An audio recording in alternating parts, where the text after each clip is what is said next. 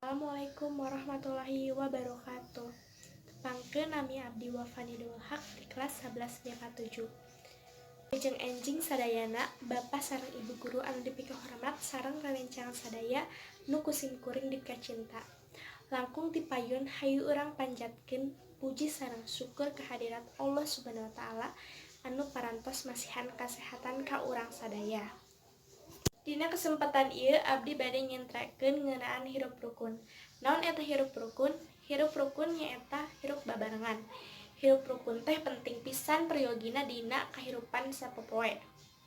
Urang salaku makhluk sosial moal tiasa sewang-sewang. Naon maksudna?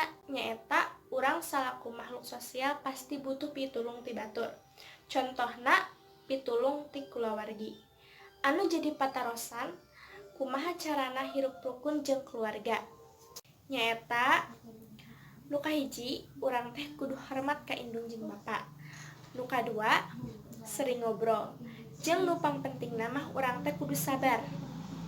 Tah eta teh sababaraha contoh nu kudu diterapkeun ka diri urang sorangan.